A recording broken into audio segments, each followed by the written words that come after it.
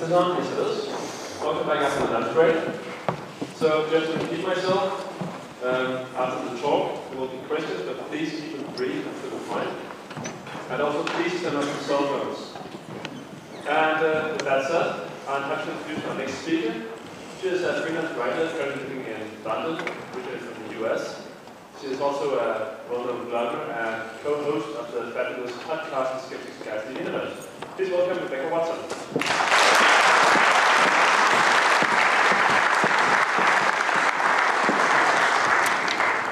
Thank you very much. It's so great to be here. My first time in Copenhagen. I was told that you're a generally law-abiding people, according to the guidebook. You're not. Our bikes were stolen yesterday, so I just wanted to get that off my chest before I started. You all owe us a bike. Two, actually. And an announcement before I start. I came up with this idea that I hope really encourages you all to get involved and ask some questions at the end. So I'm actually going to give a packet of peanuts away to whoever asks the best question. So I came up with this idea on my own. Everybody loves peanuts, except for the guy who asked the best question in the last talk. And actually, one other thing I wanted to mention is that I'm really disappointed because one of the speakers that I was really looking forward to seeing this weekend was Taslima Nasreen. She's an amazing feminist and fighter against pseudoscience. And when I was thinking of what I would talk about at this conference, I was originally planning to give a talk about feminism and how it relates to skeptics and atheists. But when I heard that she was going to be here, I thought, well, there's nothing I can say that could possibly top what she was going to say, so I'll just talk about something else entirely.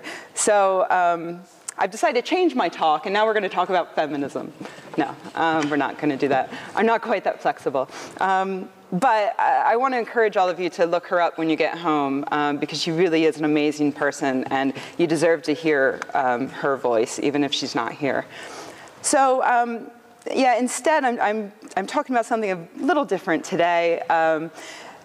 It's something that I was inspired to talk about because of the kinds of emails I tend to get from listeners of the Skeptic's Guide to the Universe or readers of the Skeptic blog. For the Skeptic's Guide to the Universe, we get about, I think we're up to 65,000 listeners a week, which I think is doing pretty good. And a large percentage of them are Australian. And you'll see where I'm going in a minute with this. But there's the top audio podcasts on iTunes in Australia. We're number 6. We're the top-rated science podcast that's not Australian. Australians just really seem to love us for some reason. And so since we started doing live shows a few years back, we've received tons of emails from listeners asking us when we're going to come to Australia. And we've always wanted to, obviously, but Australia is very far away. It takes a lot of time and a lot of money to get there. So we've never been able to do it. We got a wonderful offer just a few months ago from the Australian Skeptics. They have a huge conference every 2 years. And this year, in November, they want the Skeptic's Guide to the Universe to come out and do a live show. So we were thrilled about it. The problem is that there's still all of that expense. And the Australian Skeptics, they're a nonprofit. They're not exactly rolling in the money. So they asked us if we could ask our listeners to sort of help out with the costs. So that's what we did. We put up a little donate button on the website and just told our Australian listeners, look, we're going to come see you. We're really excited about it. And if you'd like to help us out in meeting our goals, then go ahead and just give what you can. If not, no big deal. So a few weeks ago, we got this email. And this person is from Sweden, so I hope they're not here. But if they are, I'd like to apologize in advance. The email reads, Hello. First of all, thanks for a great podcast. I very much enjoyed the interview with Randy in the latest episode. However, I'm sad to say the entire experience was rather tainted by the begging at the end. Skeptics and atheists are often accused of being cold and emotionless, lacking in compassion. Meanwhile, churches and other institutions of woo want to monopolize charity, while at the same time requiring their followers to pay through the nose for promises that will never be fulfilled. I think it behooves the skeptic movement to avoid doing the same, even if it's just a little begging blurb at the end of the podcast. If you want an episode done in Australia, why not get an Australian correspondent or 5? I'm sure you have tons of fans who would love to help you out without you having to ask for money to get on a plane. Besides, how would you not realize before now how expensive it would be to travel halfway around the world? My boyfriend is going in July, and he's been saving for a year. Seriously, aren't there much more important causes that need our money? I'd suggest you include some props to some good humanitarian educational charities in your next episode. And she recommends kiva.org and donorschoose.org. Thanks again for an otherwise excellent podcast.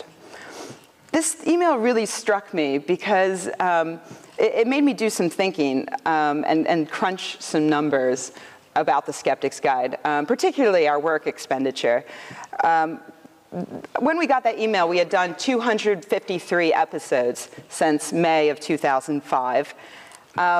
Each episode takes about 25 hours of work. That includes both recording the podcast plus preparation time beforehand and post-production time that mostly Steve does. So when you add it up, it's about 6,325 hours of work. Then I looked up the minimum wage in Connecticut, where most of the podcast is now based. When we started, it was $7.10. Now it's $8.25. So figure about $7.68-ish. So we should have made, up to now, about $48,576. I haven't made any, and neither have any of the other guys, which is totally cool. We're used to it by now. But, you know, what we do get out of the podcast is the ability to travel, to meet our fans, and it's just really wonderful, a wonderful experience. But I was surprised that somebody would see that we were putting out this free product and we were just asking for what we thought was a little bit in return if people could give. But she reacted to it very, very strongly. And I was curious why. And it wasn't a unique email. It wasn't this particular case. But I see a lot of emails like this. You see, this listener is probably a perfectly lovely person in real life. But in this instance, she is actually acting like a total dick. Because, I mean, that $48,000 is what we would be making if we were, you know, working at the Fryolator at McDonald's. And she's compared us to churches and other institutions of woo. And she's implied that we're not actually going to follow through on our promises like these institutions of woo.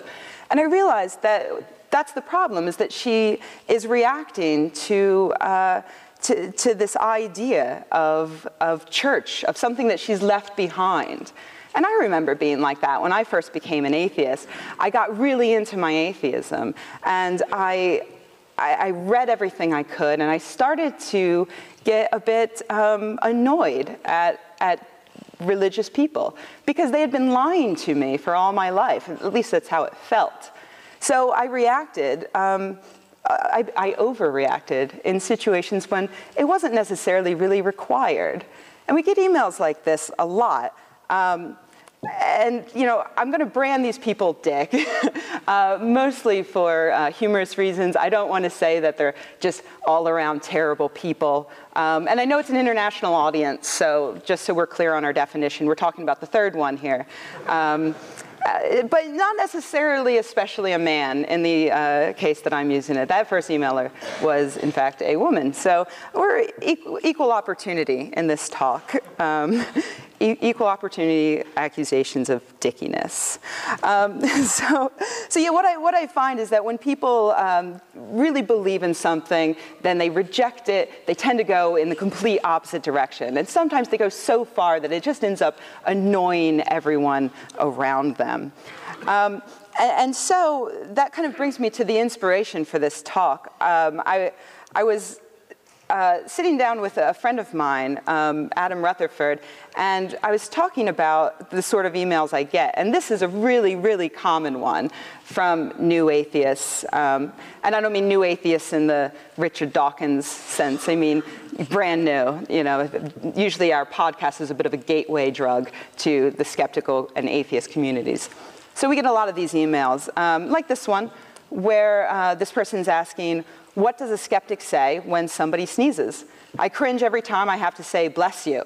Of course, it is just a tradition, which has lost most of its religious meaning. Still, is there a better alternative? Now, just to be clear, this person is not yet a dick.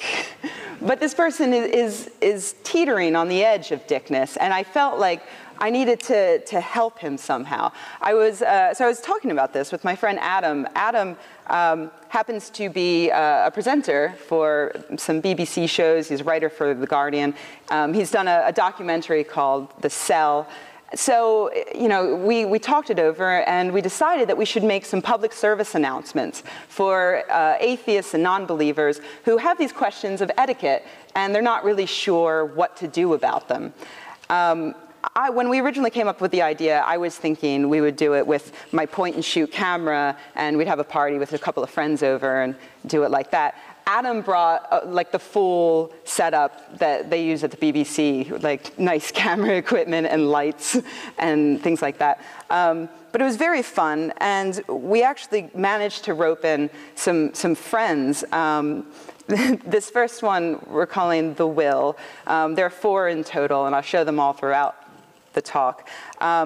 This one in particular stars Professor Chris French. I'm not sure how familiar you guys are with him, but Professor French is pretty distinguished. He's the editor of The Skeptic magazine, and he's on television a lot as the token skeptic. So we were really pleased that he agreed to be in our film without having even read the script. We told him the concept, and he said, yes, I'm in. He really should have read the script first. May that be a lesson to him. So here's the first one. I hope you enjoy it. Oh, and I hope it works. Oh, no. Uh-oh. We have a problem. It worked earlier. Can you help me out? So how did it work earlier? It just worked earlier. Oh, no. You know what? I'm going to just fire it up like this. Sneaky style. Here we go. Oh, wait, no, it's not big enough. It's not big enough. This is going wonderfully. I hope you all enjoy this as much as I am. Here we go. No, it's not. There's no sound. Here we go. Okay.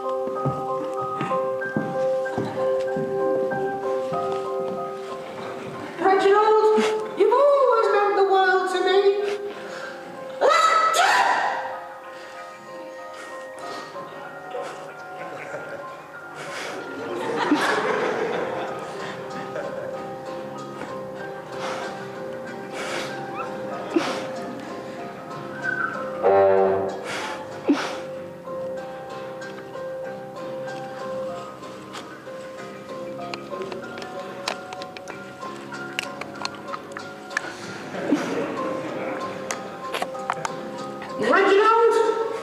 You're a dick.